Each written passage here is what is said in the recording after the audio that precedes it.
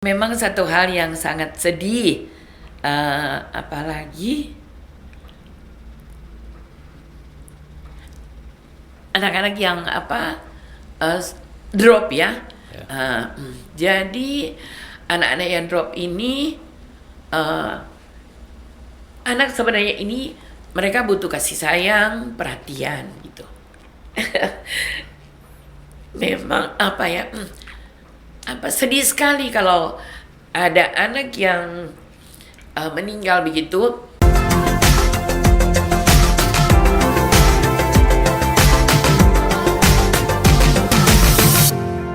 Pondok Cerita. Shalom sahabat cerita dimanapun Anda berada, senang sekali saya Gary Giraldo boleh kembali hadir di hadapan Anda. Dan pada kali ini kita hadir seorang narasumber yang begitu istimewa.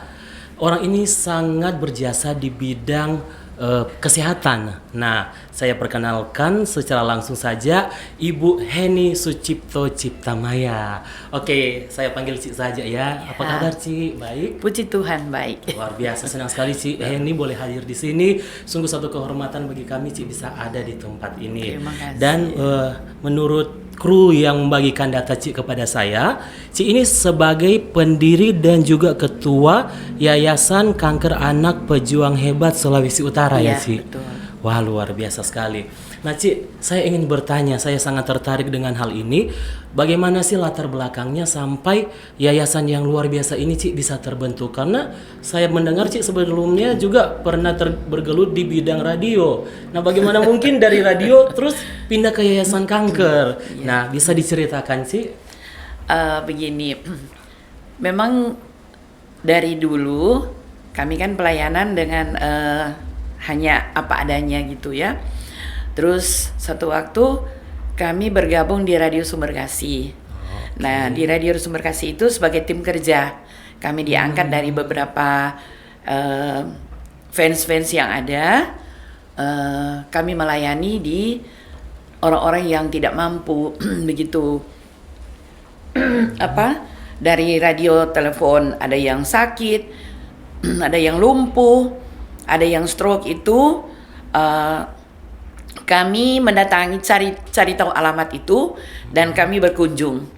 Nah, iya. Dari situ kami berkunjung, tahu keadaan orangnya bagaimana. Perlu setiap minggu kami datang dan puji Tuhan waktu itu memang mereka yang minta kami untuk mendoakan mereka di rumah. Oh, oke. Jadi Radio Sumber Kasih ini lokasinya di Manado. Iya. Wow, berarti radio ini pun membuka pelayanan waktu itu untuk orang-orang sakit. Oke. Jadi ada jam itu tayang untuk mau didoakan oleh hamba Tuhan dan mereka para pendengar ini telepon minta doa, Pak saya sakit ini gini-gini. Ibu pendeta saya sakit ini gitu. Jadi sambil mereka berdoa di radio begitu. Nah di situ kami tergerak untuk cari tahu. Saya hubungi penyiar, bisa tahu alamatnya, coba cari tahu dan nanti kita kunjungi langsung begitu. Oh, langsung turun ke lapangan. Langsung turun ke lapangan. Iya, berarti ibu dan timnya waktu itu langsung ke rumah orang langsung atau ke rumah orang yang sakit ini ya. Oke. Baru tahu itu keadaannya bagaimana, ternyata memang betul-betul butuh pelayanan dan butuh dikunjungi. Oke, nah Cik, terus dari pelayanan itu bagaimana sampai akhirnya harus sepertinya kami harus membuat satu yayasan atau memutuskan ada di yayasan kanker Cik. Ya. Pada waktu saya masih jadi tim kerja Sumber Kasih, kami turun hari-hari cari waktu untuk berkunjung, dan memang pada waktu itu saya sedang membuka toko di MTC. Jadi pada waktu kami buka toko di MTC, pelayanan kan tidak terputus. Oh, tetap ada pelayanan ini. Tetap pelayanan. Iya. Jadi kalau hari Jumat pelayanan untuk rumah sakit itu, mereka minta hari Jumat ke rumah sakit atau hari biasa kita mesti tutup toko. Jadi daripada memang waktu kita sempat buka tutup toko untuk pelayanan, buka lagi setelah pelayanan. Nah baru satu hari itu ada 3-4 rumah sakit kita datangi, belum di rumah juga tuh. Nah, dari situ ada suster yang melihat kita pelayanan kebetulan ada teman satu yang sama-sama istri dokter juga. Anaknya kanker dan masuk rumah sakit di Estella. Nah, di situ kita mereka minta kita melayani di situ doa, dan kebetulan suster di situ melihat pelayanan kita dan mereka meminta kalau boleh setiap minggu rutin layani anak-anak bikin ibadah. Jadi 1 jam kita bikin ibadah. Nah, di situ saya karena waktu untuk melayani anak-anak kanker, apalagi kalau tiba-tiba ada yang meninggal, mereka telepon saya. Jadi daripada saya buka tutup, akhirnya saya ambil keputusan saya mau melayani juga dengan full waktu untuk pelayanan ini. Makanya toko saya jual memang dengan harga murah. Saya tidak pandang juga harganya. Toko dijual ya, untuk pelayanan, fokus di pelayanan. Dan uang ini juga saya pakai untuk pelayanan karena kami tidak disponsor oleh siapa-siapa. Oke, itu tahun berapa Cik kalau boleh tahu?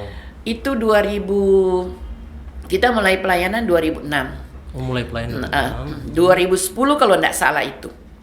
Oh, yang mulai terjun ke rumah-rumah itu sakit. full itu 2010. Nah, kita pernah ke Sayap Kasih beberapa kali. Oh, Sayap Kasih. Sayap Kasih juga pernah. Oke. Nah, kalau untuk yayasan sendirinya ini terbentuk tahun berapa, Ci?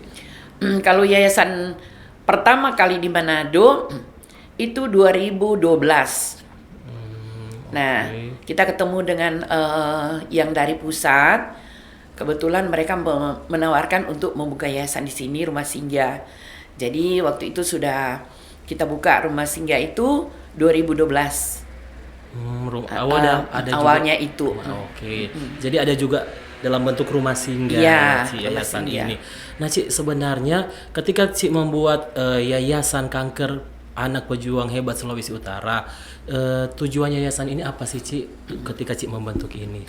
Memang dari awal sejak yayasan pertama buka, kami kan memperbesar juga sekarang.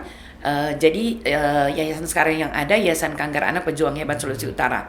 Tujuan kami untuk membantu anak-anak yang tidak mampu, karena banyak dari mereka yang kami lihat langsung ke rumah pada waktu itu. Awalnya kami pelayanan di rumah sakit, dan begitu ada anak yang meninggal, kami melayat. Kami melayat dan kami melihat langsung keadaan anak ini. Ternyata rata-rata semua itu sangat-sangat memprihatinkan. Oh, jadi Cik sebenarnya pelayan di rumah sakit, ketika ada yang meninggal Cik datang ke rumah. Dari situlah Cik melihat bahwa keadaan keluarga sebenarnya kurang mampu. Iya, karena waktu meninggal saya kan siapkan peti, mobil jenazah, kadang formalin. Oh, disediakan juga. Di Bitung juga di sini nih, saya pernah layani juga anak-anak yang beberapa di Lembe, ada satu di Lembe. Jadi orang tuanya memang sangat-sangat memprihatinkan sekali keadaan mereka itu. Makanya waktu saya berbuat begitu, di situ rasa terbeban untuk mereka ini. Makanya waktu meninggal anak-anak dari Estella ini, saya melayat langsung. Dan ternyata rata-rata begitu semua. Nah, di situ saya tergerak karena mereka mengeluh pengobatan yang tidak tercover oleh BPJS, kami yang tangani. Oh, jadi ini kanker ini juga sebenarnya tidak tercover oleh BPJS, dan akhirnya yayasan membuat komitmen untuk menangani. Iya. Ada obat-obat yang tidak tercover seperti beberapa macam obat, ada yang tidak tercover juga kan.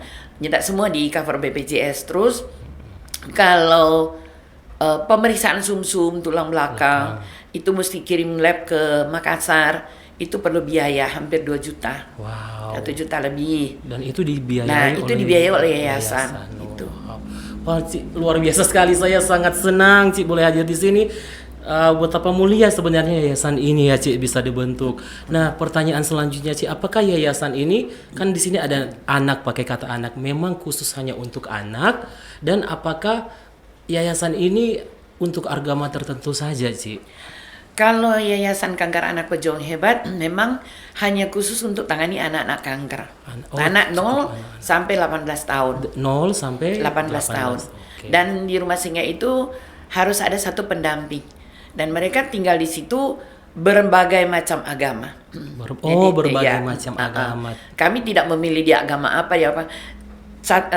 Sama semua. Sama. Jadi kita satu keluarga. Di dalam rumah singgah itu satu keluarga, saling memperhatikan, saling mendukung, saling menegur.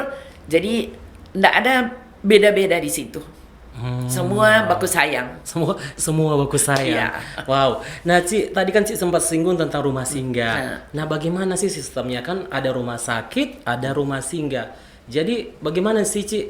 Apakah anak-anak ini dari rumah singgah dibawa ke rumah sakit dan bisa Ci ceritakan di sini? Kalau anak-anak yang sudah masuk di rumah singgah itu sudah didiagnosa bahwa anak itu positif dia kanker. Wow. Baru dibawa ke rumah singgah, didata namanya, keluarganya, baru dia nginap.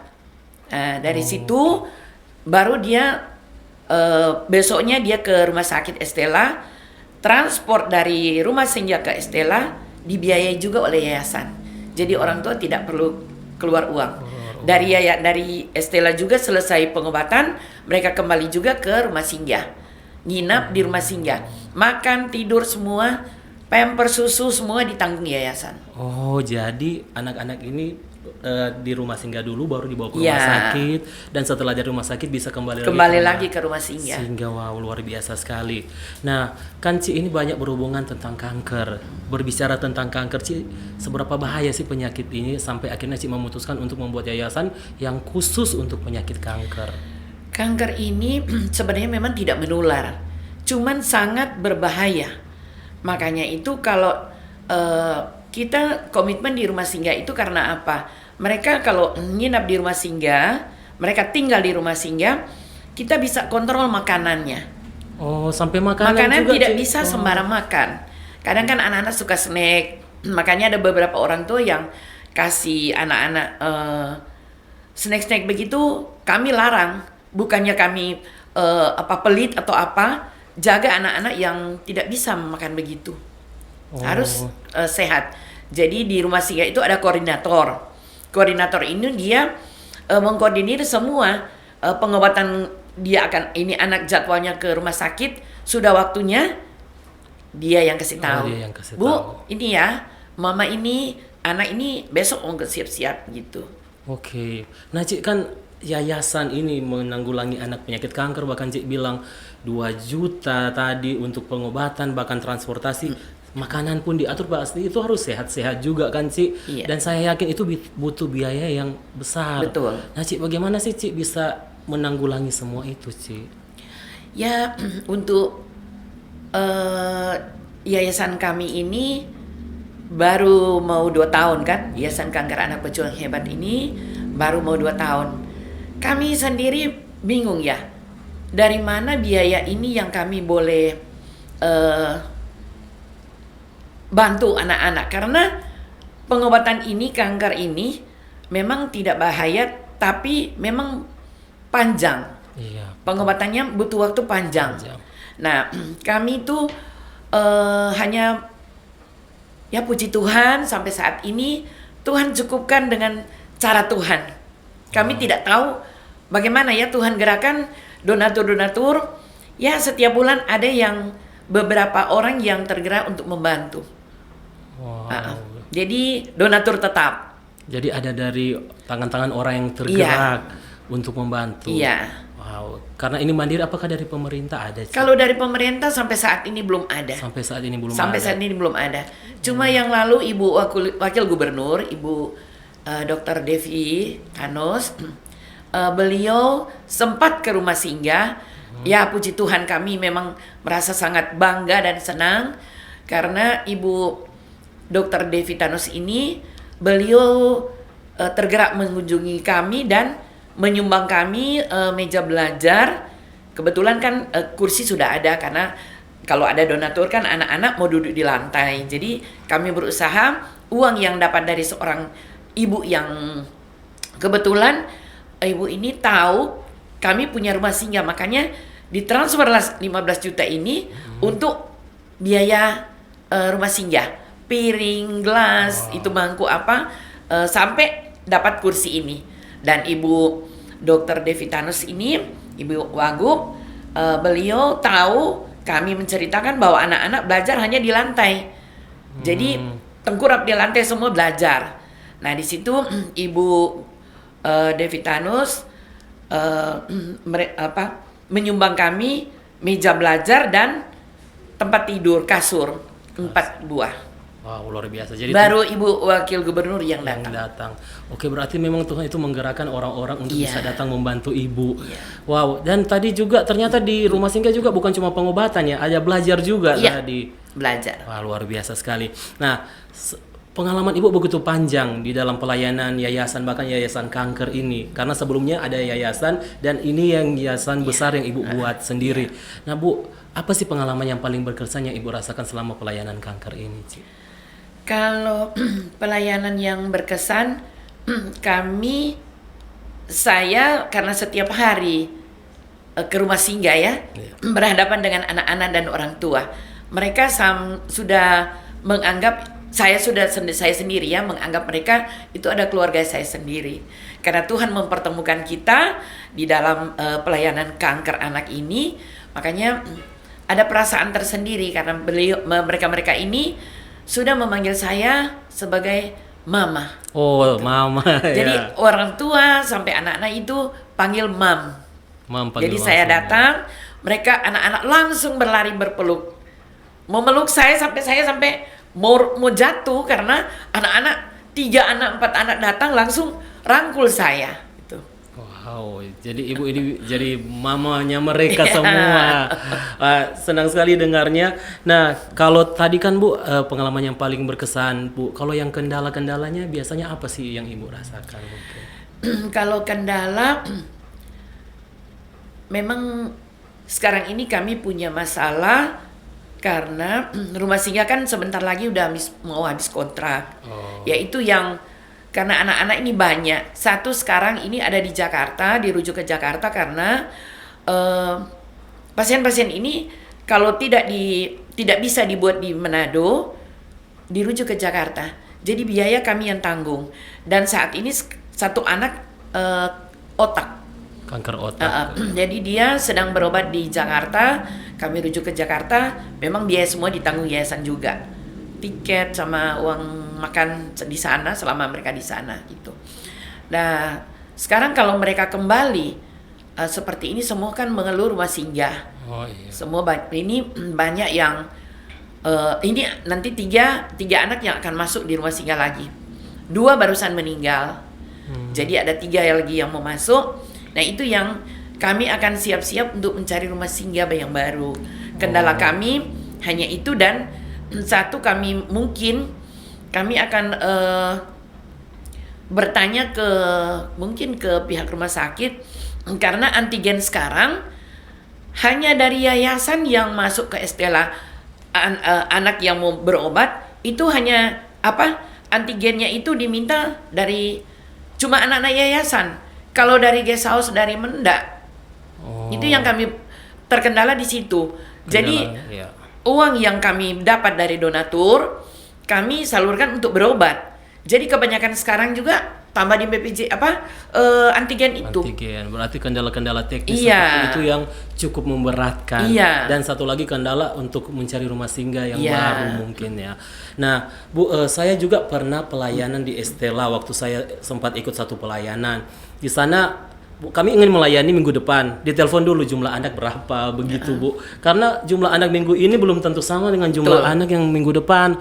Karena ada beberapa yang sudah dipanggil pulang Iya. terlebih dahulu dipanggil Tuhan.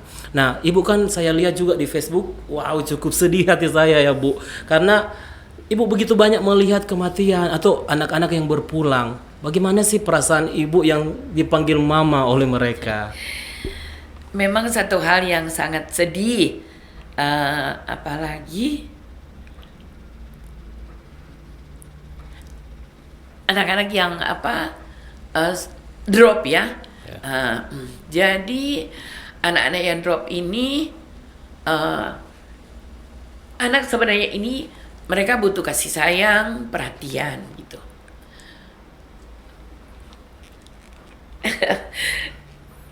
Memang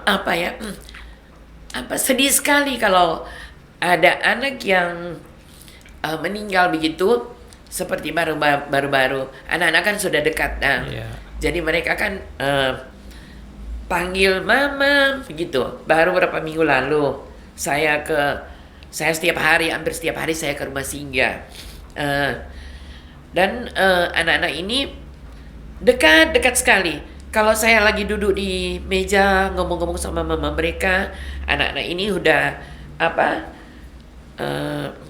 datang dan memeluk. Mam, mau jalan? Kapan Mam mau jalan? Saya setiap 2 bulan saya bawa anak-anak semua sama orang tua jalan-jalan ke luar kota. Itu untuk mensupport Dora mereka itu, kasih semangat gitu. Jadi dan mobil juga Ibu Gembala, Ibu Ruti Tumewu, beliau setiap 2 bulan sekali meminjamkan mobil tanpa dibayar. Wow, luar biasa. Cuma 1 kali itu dari Pak siapa itu yang dari Temon, Pak siapa itu, Yosep atau siapa, dia pernah sumbang uang 700.000 untuk anak-anak makan. Untuk anak-anak makan. Gitu. Tapi busnya Ibu Ruti Tumewu yang sumbang setiap 2 bulan sekali. Wow. Jadi sedih rasanya ya. Itu rutin. Iya, sedih sekali karena anak-anak yang begitu semangat, yang perlu butuh kasih sayang, butuh perhatian, itu yang dipanggil Tuhan, itu yang memang yang bikin Ibu rasa wow. Nah, saya pernah pelayanan di sana, Bu. Saya lihat waktu itu tampilan luarnya sehat-sehat. Saya mengajar sekolah minggu di sana karena kebetulan waktu itu anak-anaknya Kristen. Saya mau panggil Laskar Kristus untuk berdiri. Ternyata yang saya lihat sehat itu tidak bisa berdiri karena habis sementara sakit kemoterapi di situ. Saya sedih sekali sih, Ci. Dan saya rasa kehadiran yayasan seperti yang Ci bangun itu sangat berguna bagi anak-anak yang memang membutuhkan semangat. Nah, Ci, dan pertanyaan selanjutnya, apakah ada yang berhasil pulih, Ci? Puji Tuhan, yang lalu mereka begini ya, mereka bukan sembuh total juga, tapi mereka sudah melewati masa kritis itu, masa pengobatan, dan mereka dinyatakan sembuh, bukan berarti udah bebas kanker. Cuman mereka harus memang sembuh dikatakan sembuh, tapi dalam sehari-hari itu mereka harus kontrol makanan, minuman gitu. Jadi jangan lagi ada penyusupan dari kanker itu bisa lewat makanan dan minuman itu. Jadi kita ada 3 orang udah sembuh. Wow, luar biasa. Dan harus dikontrol nanti, ada jadwalnya dari dokter, 3 bulan datang lagi kontrol begitu. Wow. Jadi sudah berhasil ada yang sembuh, dan saya percaya juga itu semua karena kemurahan Tuhan ya. Betul. Mulai dipulihkan, dan saya yakin pun Ibu pasti juga menginginkan anak-anak ini juga bisa tetap sehat, tetap pulih. Nah, Bu, kalau berbicara, Ibu kan pelayanan ini sudah sangat lama, bahkan tadi bilang sempat ada bisnis, tapi bisnisnya ditutup ya demi pelayanan ini. Nah, demi full time. Bagaimana sih tanggapan keluarga? Kan ada keluarga juga. Nah, sampai menutup bisnis dan full time di sini, bagaimana tanggapan keluarga sih? Memang awalnya pelayanan saya itu full di seperti yang awal itu, orang sakit sampai ke anak kanker. Jadi pernah keluarga juga bilang, "Mah, istirahat dulu dong. Jangan sampai forsir gitu, karena umur kan makin bertambah." Tapi saya jawab, tolong, ini pelayanan mama ini hanya untuk Tuhan, bukan untuk mama. Jadi sampai kapan Tuhan masih izinkan mama untuk berbuat melayani ini, tetap kamu dukung dalam doa dan dukung dengan support yang itu ya, supaya pelayanan mama tidak sia-sia. Karena sampai Tuhan bilang stop, baru mama stop. Jadi selama mama boleh terus melayani, mama masih kuat biarpun kaki sakit atau belakang sakit, kan setir mobil sendiri gitu. Jadi tetap mereka dukung. Jadi kita bilang juga sama keluarga, kalaupun kan dari rumah sakit itu kadang-kadang sudah sore pulang, kadang baru sampai dari pelayanan ditelepon dari rumah sakit ada anak meninggal. Jadi kita balik lagi ke rumah sakit dari Paniki, dari lapangan kita mesti balik ke Malalayang. Jadi kita sama teman baku telepon, balik ke rumah sakit, urus peti, urus mobil jenazah, mobil berangkat baru kita pulang. Kadang sudah sampai malam di rumah 8:30, jam 9 gitu. Wow, jadi memang keluarga tetap support ya. Iya, dan saya katakan juga kepada keluarga, kalaupun Tuhan mau ambil mama di jalan, mama tidak meninggal dengan cuma-cuma, tapi mama dalam pelayanan untuk Tuhan. Wow, luar biasa. Wah, senang sekali saya bertemu dengan Cik hari ini. Nah, lalu Cik, kan kita sempat mengalami yang namanya pandemi COVID-19. Nah, apa sih kendala yang Cik hadapi ketika pandemi ini sementara terjadi di dalam pelayanan Cik? Waktu pandemi ini dari pertama kali ada, memang kan gencar-gencarnya itu Manado. Tapi kita harus mengunjungi rumah singgah karena kita terbeban sekali kalau kita tidak ke rumah singgah, karena banyak anak-anak di situ kan. Mereka tidak bilang ada COVID tidak bisa berobat, tidak bisa ke rumah sakit, tetap harus ke rumah Makanya sakit. kita terus berjuang untuk mereka. Memang keluarga support juga karena sudah komitmen begitu ya. Mereka tetap dukung kita dalam doa, juga support yang besar. Jadi dari itu keluarga sangat mendukung kita. Jadi kita juga semangat. Dan memang tahun yang lalu saya sendiri tidak tahu kalau saya itu kena COVID. Oh, jadi Cik sempat kena COVID juga? Ya, kena. Waktu itu saya tidak tahu. Habis itu pada waktu saya bawa anak-anak kanker makan di netizen. Nah, pulang dari situ kok rasanya agak lain ini. Beda 2 hari ya. DP 2 hari itu rasanya kok agak kayak lupa mau flu. Cium sudah ndak bisa cium. Makan juga ndak rasa. Sampai adik saya yang masa itu makanan udah kirim ke rumah, ndak rasa apa-apa. Jadi makan itu 1 leper ndak habis. Wow, pokoknya 1 piring kecil itu ndak habis 1 hari. Jadi kita bikin super bubur, kita coba makan super bubur. Satu cup itu pagi sampai malam baru habis. 1 cup super bubur. Ya. Wah, kalau saya sih langsung habis itu. Karena dengan COVID ini, tapi begitu saya sembuh, memang waktu itu saya juga mengalami, itu memang mujizat Tuhan, saya tahu. Karena di saat saya lemah, saya drop, saya melihat cahaya itu mau bilang mustahil, tetapi itu kenyataan. Saya di saat drop itu sudah tidak kuat lagi, tapi saya lihat satu cahaya dan situ membangkitkan saya, karena saya teringat anak-anak kanker dan keluarga saya. Di situ hanya itu yang ada di pikiran saya. Jadi saya berteriak, puji Tuhan, saya sembuh, Tuhan Yesus dahsyat. Di situ saya bangkit. Oh, jadi waktu Cik sementara dalam kelemahan, tiba-tiba Cik melihat satu cahaya kilat gitu. Tapi ndak ada hujan, ndak ada guntur, ndak ada apa. Satu cahaya lewat begitu. Dan akhirnya Cik merasa. Dan saya saat itu saya merasa sembuh, saya bangkit, saya dari tempat kursi yang saya tiduran tiap hari, saya bangun, saya ambil air gula garam, goyang sebentar, saya minum. Di situ saya bilang, puji Tuhan, saya pasti sembuh. Wow, Tuhan Yesus baik. Di situ terus bangkit semangat, saya berusaha makan, ternyata puji Tuhan, Tuhan izinkan saya masih ada sampai saat ini. Oke. Wah, keren, karena memang tugasnya Cik masih ada, Tuhan masih mempercayakan saat ini karena masih besar, masih banyak anak-anak yang membutuhkan.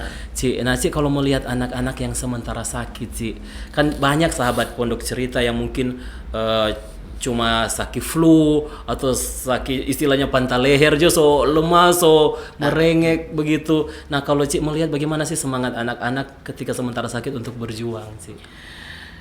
Memang kalau mau lihat mereka ini, mereka sakit, saya juga sakit.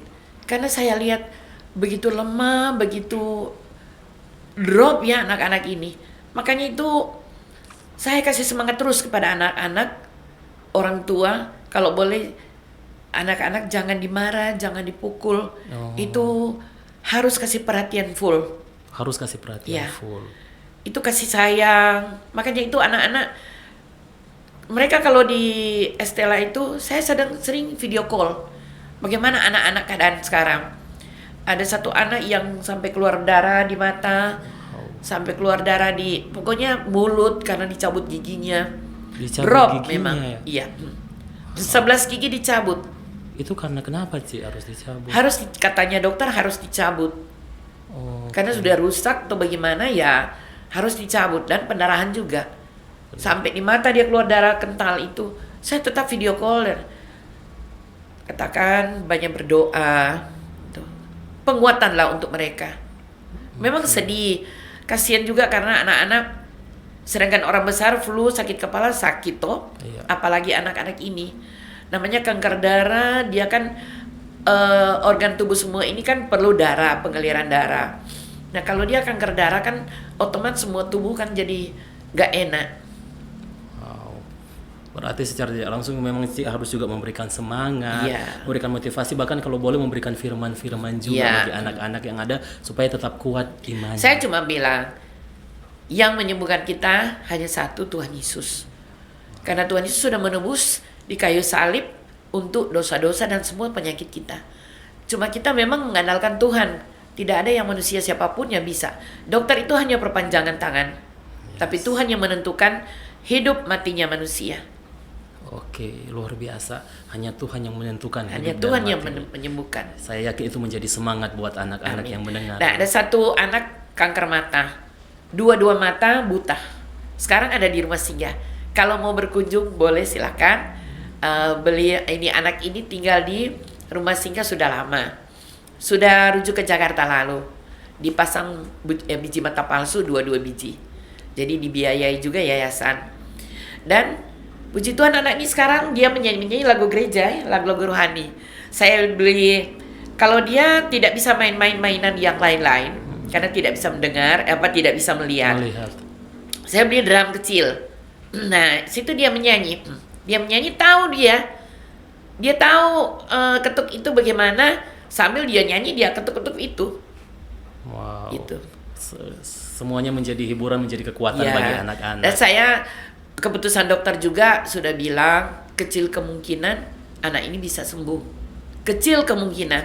Tapi saya katakan kepada orang tua, tidak ada yang mustahil dalam Tuhan. Urusan semua serahkan ke Tuhan. Yang menentukan itu manusia, bukan manusia tapi Tuhan yang menentukan. Hidup mati manusia ada di tangan Tuhan. Wow, luar biasa sekali Ci. Nah kalau tadi berbicara mengenai anak-anak yang kanker yang masuk ke rumah singgahnya Ci, nah bagaimana jika ada anak-anak juga yang kurang mampu, yang mungkin belum tercover dan ingin mengenal yayasan ini, bagaimana sih Ci caranya? Begini, ada yang dari Likupang kemarin dulu saya ke sana, makanya kemarin saya capek, saya tidur tidak keluar lagi. Mereka telepon, saya lihat langsung ke Likupang, saya terjun langsung melihat keadaan mereka. Anak ini tidak mampu, papanya hanya jual rempah-rempah seadanya. Rumah mereka tinggal di pinggir pantai. Jadi saya ke sana, saya lihat langsung dan saya katakan kepada keluarga, bawa anak ini ke rumah singgah, kami bantu. Karena ini anak ini orang tuanya cuma jual rempah-rempah, orang tua tidak mampu, bayar BPJS sudah tunggakan 8 jutaan. Sudah tunggakan 8 juta. 8 juta. Jadi saya katakan saya terbeban untuk anak ini, sudah lihat langsung juga keadaan katanya papanya hanya jual itu betul atau enggak. Saya terjun langsung ke sana. Oke, berarti Dari ada situ. tim surveyor Ya. yang meninjau langsung Ya. keadaan. Oke. Nah, kalau Ci ada bagi sahabat cerita nih yang tergerak hatinya untuk bisa berbagi kepada yayasannya Ci dalam bentuk materi, mungkin bagaimana Ci caranya? Kalau ada anak-anak orang yang bikin syukuran, silakan kalau mau memberi makanan jangan pakai vitsin gitu. Oh jadi bisa juga dalam bentuk makanan. Ada yang bawa makanan 2 minggu, ada yang bawa begitu. Berapa anak sama orang tua dikasih begitu. Ada 20 bungkus gitu dibawa. Ada yang bawa minyak untuk mereka makan di rumah singgah. Kan itu makan bersama. Jadi orang tua masak sama-sama, makan sama-sama, dan anak yang dirawat di Estela, kami mengirim makanan dari rumah singgah. Oh, sampai jadi di Estela orang tua juga. Iya. Orang tua masak bersama, ada anak yang dirawat, papanya datang atau ada orang tua yang mau ke rumah sakit, mereka bawa untuk anak yang sedang dirawat, mamanya yang jaga kan. Nah, dibawa makanan ini ke mamanya itu. Oh, tapi tadi jangan pakai vitsin. Jangan pakai vitsin, jangan pakai pengawet, jangan pakai macam-macam lah alat bahan-bahan yang bumbu-bumbu perasa itu. Oh, supaya tetap sehat. Ya. Dan kami buka rekening di BNI 2200221825. Oke, jadi ada rekening khusus ya. Iya. Nanti teman-teman akan kami tayangkan di layar ataupun di deskripsi. Nanti bagi sahabat cerita yang ingin membantu bisa langsung rekening itu ya dengan atas nama Yayasan Kanker Anak Pejuang Hebat Sulawesi Utara. Yayasan Kanker Anak Pejuang Jadi kalau ada donatur yang memberi bantuan, bisa japri ke nomor saya. Saya ucapkan terima kasih di FB. Kalau atas izin donatur, boleh pakai inisial, tapi jumlahnya kami tidak tutup supaya terbuka, transparan. Orang bisa melihat bukan namanya, tapi jumlahnya. Dan donatur ini tahu bahwa sumbangan ini sudah masuk dalam jumlah sekian. Oh, ada keterbukaan. Ya, jadi semua bisa, iya. donaturnya bisa tahu. Iya. Jadi bisa lewat barang berupa makanan. Boleh susu juga, minyak, beras bisa. Bisa juga dalam bentuk materi lewat rekening, atau mungkin kalau mau kirim barang bisa langsung japri ke nomornya Ci yang ada. Oke, nah Ci, ternyata sudah begitu panjang pembicaraan kita. Kita akan segera mengakhiri ini Ci. Nah, untuk terakhir, kan saya sudah sempat bilang tadi bahwa begitu banyak Ci melihat kematian, bahkan kehidupan, dan saya rasa Ci merasa kehidupan itu begitu berharga untuk dijalankan maksimal. Nah, apa sih pesan kehidupan yang ingin Ci sampaikan kepada sahabat cerita yang ada? Saya ingin sampaikan, kita harus hidup sehat, kita harus banyak berdoa, berbuatlah sebaik apa yang kita bisa berbuat untuk Tuhan itu lewat manusia. Nah, kita bisa berbuat sesuatu yang betul-betul menyenangkan hati Tuhan. Karena hidup kita hanya singkat. Kapan saja Tuhan bilang, saya panggil kamu di mana, itu kita tidak tahu. Dan harta yang kita simpan ini tidak kekal. Kan bisa dimakan kengat. Jadi kita berbuat ini untuk Tuhan, kita berbuat sesama manusia ini semua untuk Tuhan. Jadi semua dari Tuhan, untuk Tuhan, dan untuk kemuliaan nama Tuhan. Oke, luar biasa sekali Ci. Terima kasih Ci sudah hadir di Terima sini. kasih, sama-sama. Kami kru merasa satu kehormatan Ci jauh-jauh dari Manado datang ke Bitung untuk hadir di tempat ini. Salam buat keluarga yang ada, dan kami juga salam buat anak-anak yang ada di rumah singgah. Harapan kami sehat-sehat dan tetap semangat mereka di sana. Oke, dan sahabat cerita, demikianlah podcast kita pada hari ini. Satu hal yang saya dapat bahwa jangan pernah berhenti bersyukur dan lakukan yang terbaik dalam hidup kita, karena hidup ini hanya singkat.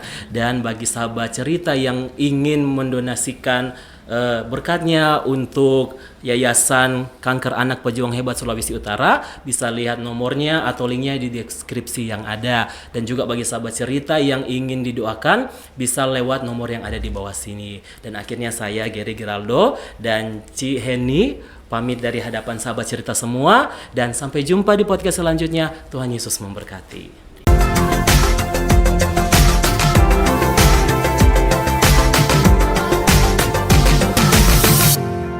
Pondok Cerita.